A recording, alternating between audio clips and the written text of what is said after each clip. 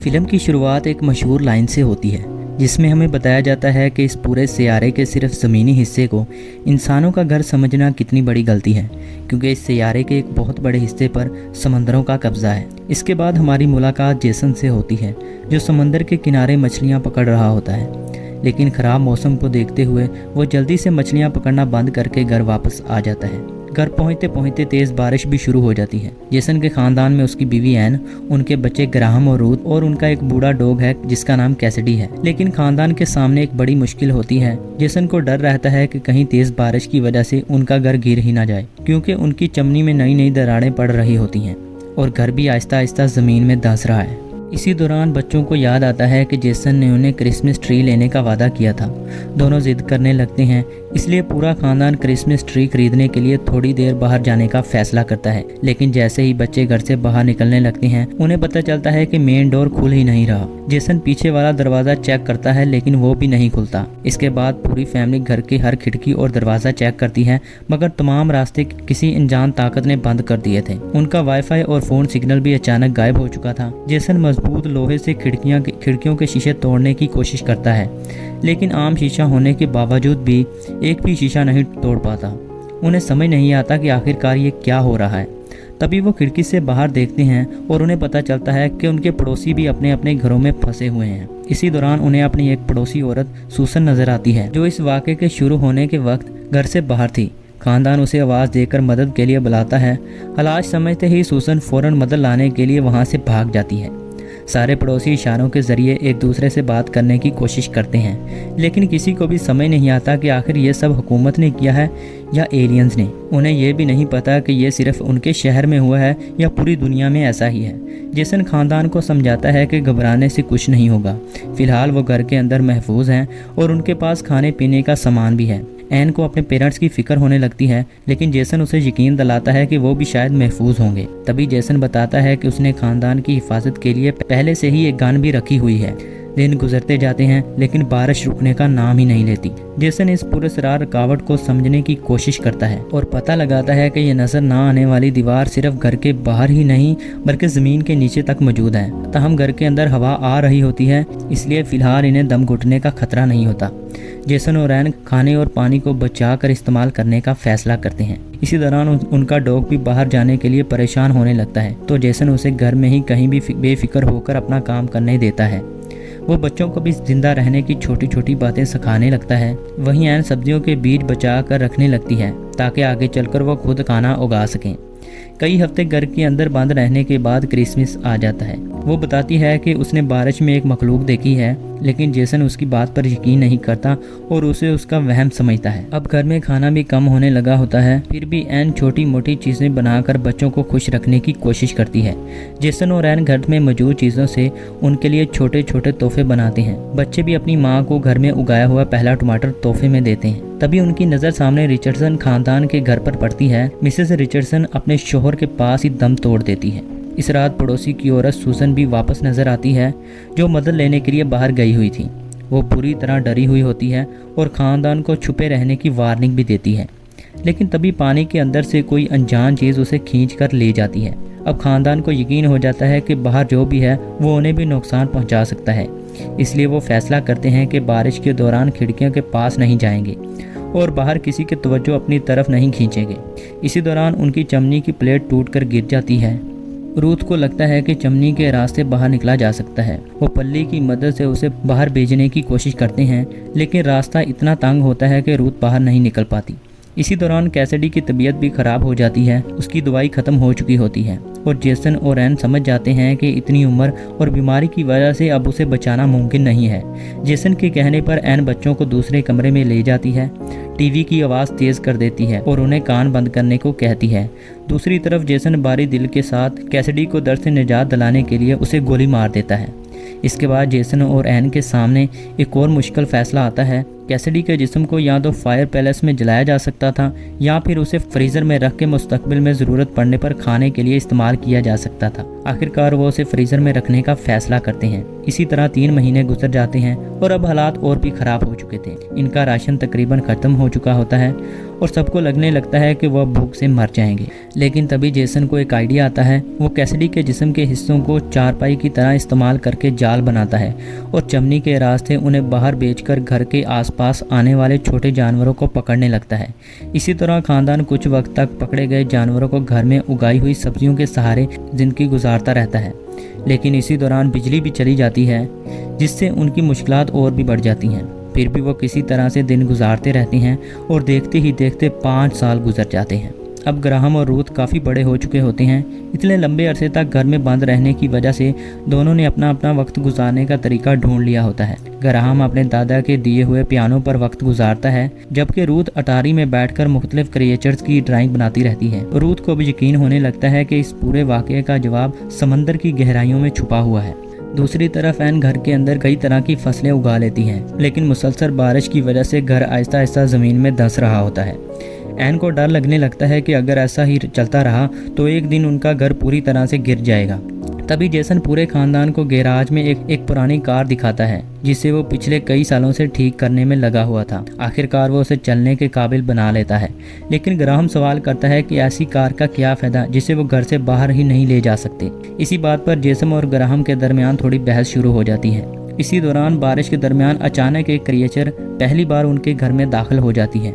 पूरा खानदान उससे डरकर छुप जाता है। क्रिएचर पूरे घर में उन्हें ढूंढती रहती है और अपने पीछे खारा पानी छोड़कर मिट्टी, पौधों और पीने के पानी तक को खराब कर देती है। काफ़ी देर तक तलाश करने के बाद जब उसे खानदान का कोई भी नहीं मिलता तो वो वापस बाहर चली जाती है। क्रिएचर के जाते ही ग्राहम खुले दरवाजे से बाहर निकलने की कोशिश करता है, लेकिन एन और जेसन उसे रोक लेते हैं। तभी रूथ मखलूक के छोड़े हुए पानी को चखती है और बताती है कि उसका जायका बिल्कुल समंदर के पानी जैसा है। इससे रूथ का यकीन और भी मजबूत हो जाता है कि ये मखलूकात समंदर से आई हुई हैं। और तभी लंबे अरसे से मुसलसल होने वाली बारिश अचानक से रुक जाती है और पहली बार घर के अंदर धूप दिखाई देती है। खानदान को लगता है कि शायद अब सब कुछ ठीक हो गया है, लेकिन घर के दरवाजे अभी भी नहीं खुल रहे थे। कुछ देर के बाद रूथ अपनी एक थ्योरी सामने रखती है। वो सोचती है कि अगर ये एलियंस नहीं बल्कि समंदर की गहराइयों में रहने वाले क्रिएचर्स हों तो आखिर दुनिया का तकरीबन 80% समुद्री फ्रेश आज भी इंसानों ने मुकम्मल तौर पर एक्सप्लोर नहीं किया है। हो सकता है कि पुराने ज़माने से समुद्री मॉन्स्टर की जो कहानियाँ सुनाई जाती हैं वो सच हों। शायद ये क्रिएचर समंदर की गहराइयों से आई हैं, इसी वजह से बारिश को कंट्रोल कर सकती हैं। रूथ का मानना है कि इन मखलूकात ने इंसानों की दुनिया पर कब्जा नहीं किया, बल्कि शायद इंसानों से पहले पूरी ज़मीन ही उनका घर और शायद वो अपनी दुनिया वापस लेने आए हैं। लेकिन जेसन उस बात को मानने से इनकार कर देता है। इसके लिए उसका घर ही उसकी पूरी दुनिया है और वो अपने खानदान को कहीं जाने नहीं देना चाहता। इधर एन पूरी तरह से परेशान हो जाती है क्योंकि क्रिएचर के छोड़े हुए खारे पानी की वजह से उनकी पूरी फसल और बचा हुआ पीने का पानी खराब हो जाता है। अब उनके पास ज़्यादा से ज़्यादा 3 दिन का पानी बचता है। जेसन वाटर कलेक्टर से दोबारा पानी जमा करने और नई फसलें उगाने की कोशिश करने की बात करता है, लेकिन एन को लगता है कि अगर बारिश दोबारा नहीं हुई तो वो ज़्यादा दिन तक जिंदा नहीं रह पाएंगे। ऊपर से उसे डर रहता है कि वो मखलूक दोबारा वापस आ सकती है। इस बात को लेकर दोनों के दरमियान बहस बढ़ जाती है। इसी दौरान जेसन के जाल में एक छोटा जंगली जानवर फंस जाता है, लेकिन वो अभी जिंदा होता है। रूथ उसे बचाने की कोशिश करती है, तभी वो जानवर अचानक रूथ को काट लेता है। कुछ ही वक्त में रूथ को शदीद इन्फेक्शन हो जाता है और उसे तेज़ बुखार भी आ जाता है। घर में पीने के लिए भी उसे थोड़ा सा पानी बचा होता है। अपनी बेटी को इस हालत में देखकर जेसन पूरी तरह से घबरा जाता है। उसे समझ नहीं आता कि वो रूथ को कैसे बचाएगा। आखिरकार जेसन अपनी पुरानी कार स्टार्ट करता है और घर की दीवार तोड़कर बाहर निकलने की कोशिश करता है, लेकिन रास्ता नहीं बनता। उल्टा घर की दीवार में मजीद दरारें पड़ जाती हैं। एन किसी तरह से जेसन को कार से बाहर निकालती है, लेकिन जेसन हार नहीं मानता। वो घर के अलग अलग हिस्सों में सुराख और दरारें तलाश करने लगता है। तभी उसे एक दरार मिलती है जो घर के नीचे बने सीवरेज सिस्टम तक जाती है। अब जेसन को रूथ को बचाने के लिए एक उम्मीद नज़र आती है। उसे याद आता है कि सामने वाला रिचर्डसन एक डेंटिस्ट था। शायद उसके घर में एंटीबायोटिक्स मिल सकती हैं जिनसे रूथ की जान बचाई जा सकती है, लेकिन वो दरार इतनी छोटी होती है कि जेसन उसमें से नहीं जा सकता। इसलिए एन अंदर जाने का फैसला करती है। क्योंकि वो जेसन से ज़्यादा पतली है। एन उसी तंग रास्ते से आगे बढ़ते हुए रिचर्डसन के घर तक पहुंच जाती है। वहां रिचर्डसन खानदान पहले से ही मर चुका होता है, लेकिन एन को आखिरकार एंटीबायोटिक्स मिल जाती हैं। लेकिन वापस लौटते वक्त बारिश फिर से शुरू हो जाती है और एक क्रिएचर एन को देख लेती है। वो पानी के अंदर उसका पीछा करने लगती है। एन किसी तरह से उससे बचने की कोशिश करती है, लेकिन जब क्रिएचर बिल्कुल उसके सामने आ जाती है तो एन गन से उस पर गोली चला देती है। तभी जेसन और ग्राहम वक्त रहते एन को ऊपर खींचकर बचा लेते हैं। जेसन फौरन दीवार का रास्ता बंद कर देता है और रूथ को एंटीबायोटिक्स दे देते हैं। आहिस्ता आहिस्ता उसकी हालत बेहतर होने लगती है और ख़ानदान को थोड़ा सुकून मिलता है। लेकिन ग्राहम अब इस तरह से छुपकर ज़िंदगी गुजारते गुजारते पूरी तरह थक चुका होता है। वो अपने पेरेंट्स से कहता है और अगली बार जब वो क्रिएचर घर में आएगी तो वो बाहर निकलने की कोशिश करेगा। इस बार एन भी ग्राहम से बात से इत्तेफाक करती है, क्योंकि अगर वो इसी तरह से घर में छुपे रहे तो आखिरकार पूरा खानदान भूख और प्यास से मर जाएगा। जेसन भी समझ जाता है कि अब भागने के अलावा कोई रास्ता नहीं बचा, इसलिए चारों मिलकर एक प्लान बनाते हैं। अगली बार मखलूक के घर में आते ही वो उसे जाल में फंसाएंगे और इसी दौरान घर से बाहर निकल जाएंगे। चारों मिलकर मखलूक को पकड़ने की पूरी तैयारी करना शुरू कर देते हैं, लेकिन तभी अचानक बहुत तेज बारिश शुरू हो जाती है। कुछ ही देर में पानी घर के अंदर दाखिल होने लगता है और पूरा घर तेजी से डूबने लगता है। इसी दौरान एक क्रिएचर घर के अंदर दाखिल हो जाती है। एन उस पर पेट्रोल पंप से हमला कर देती है, जबकि जेसन उस पर हारपून जलाता है, लेकिन उसका निशाना चूक जाता है।